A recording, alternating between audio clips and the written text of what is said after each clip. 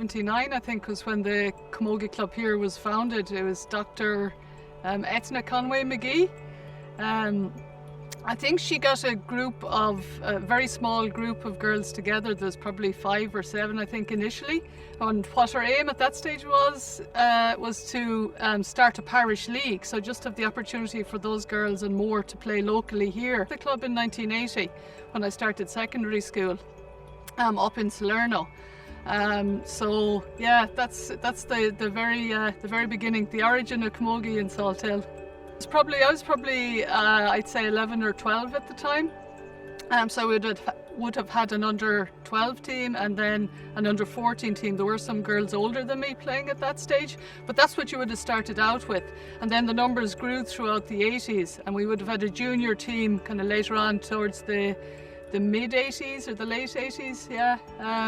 So the club grew, and then it kept growing in numbers underage as well. Yeah, well, we all used to meet down at the tree down at Devon Park.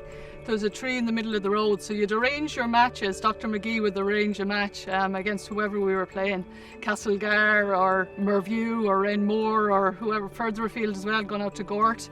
Same teams really, maybe slightly different clubs, but same areas you'd be travelling to. We'd all meet. You'd get a message at the training on Saturday, we've a match on Sunday. And if there weren't enough people at training, each of the girls would get a job to go and ring one of the other girls and make sure that we had a team on the day. But you never knew until you turned up at the tree, the big elm tree in the middle of the road, whether you'd have enough numbers or not. She was 12-a-side at the time. There was always great rivalry, especially between the city clubs. It's the same now, probably.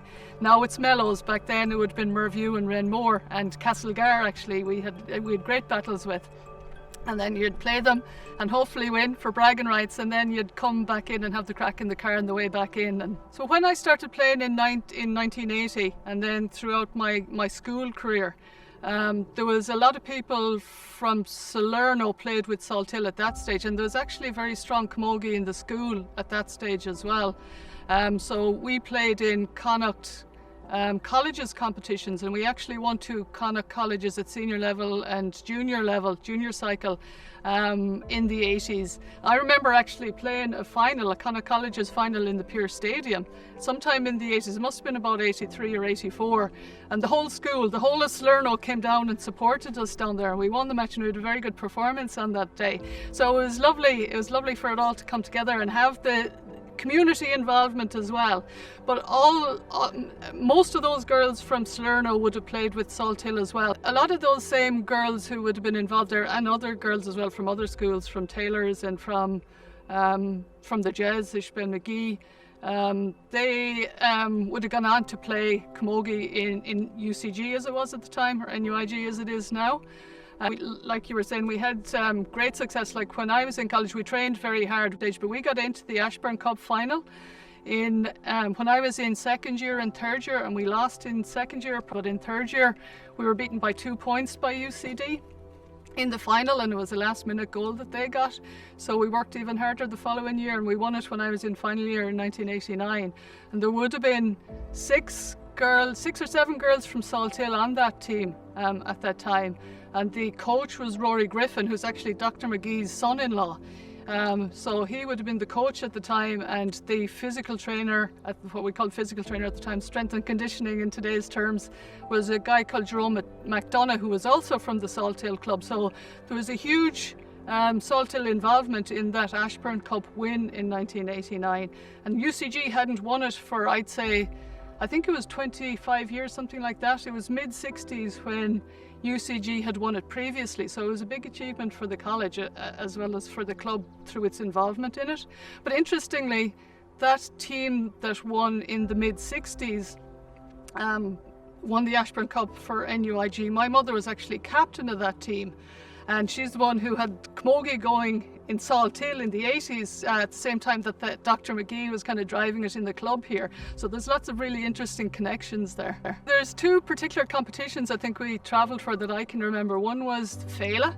I think we went down to National Féile, possibly, it could have been in Killarney maybe in the early 80s. And then we had an annual trip that we used to make down to Tralee, I think it was for the Pan Celtic. But they were great fun, and these are all wonderful bonding experiences, and that's the important thing, in the friends and the crack that you have out of it, as well as the camogie. All head down on a bus, so you'd leave school early on the Friday, which was very exciting. You might get a half day, head down to Tralee on the bus. So throughout the 80s, I think there was success at various different levels.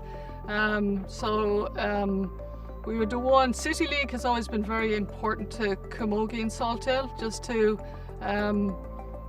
provide additional matches on top of kind of county matches, and there was definitely some success at City League throughout the 80s, and also at county level, like you mentioned there. In 1987, I think it was, we won a Junior A league title, and around that time as well, actually, yeah, you had various representatives from Salthill playing on county teams and going on to All-Ireland success at underage and junior level, actually, from Salthill. But you also had coaches from Salthill who coached Galway county teams to All-Ireland success. So Deirdre Feeney and Ishbel McGee did, for sure. I think there's probably been a few waves of camogie in Salthill. So there was that wave that we've been talking about mainly to date, kind of in the 1980s. And then, like, I went away in 1989, there weren't a lot of jobs when our team actually dispersed, and the camogie in Salthill.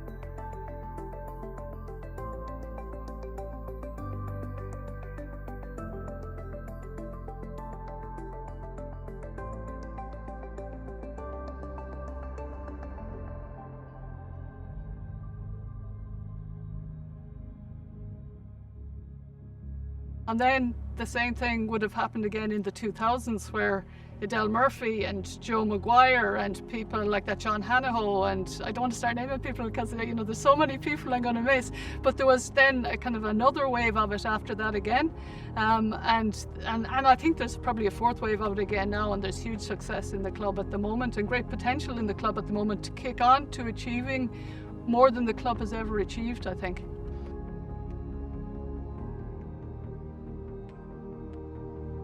Australia in 1999, I think, and I did play. I hung up my boots, I'd say, about 3 or 4 times, and I still went back playing. Like, numbers are short and you end up going back. And I also got involved in coaching at that time, and I've been involved in coaching or other roles in the club with lots of gaps in between, but ever since then. So yeah, and I've enjoyed that. I coached a few, I'd say I coached probably all age groups, maybe bar under 8 and under 10 in the club at some stage. And again, we would have kind of gone through and won city leagues and county titles, but success isn't always in terms of winning, I suppose. And like with the team that Adele was involved in, we actually played at A level. I think probably at under 14 and under 16, which was the first time I think that the club played at A level at those grades. So that was a huge achievement and a big step forward for the club in itself. The current junior team in Salthill got into a county final last year, won a league and got into a county final last year and lost it kind of by a small margin. But they are an ambitious team, I think. I think that you've got an ambitious group of girls and they want to achieve in terms of their sporting careers and in terms of their camogie. But I also think that their parents are very involved and have ambitions for their kids and help out in the club. And I think it's probably a good recipe for the club to kick on and to achieve.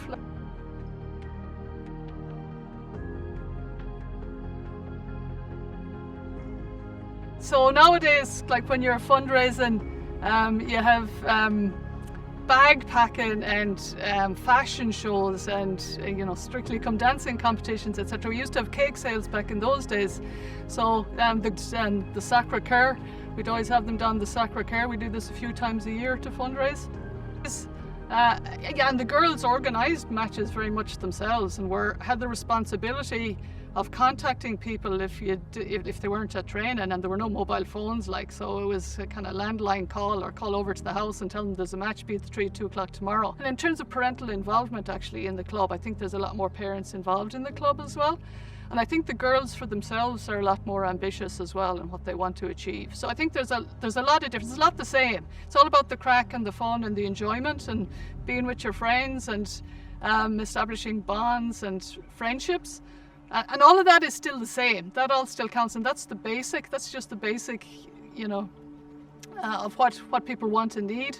But in terms of the club itself and the broader support for camogie and the broader encouragement of encouraging participation by girls in sport, and in this case in camogie, I think that's changed a lot.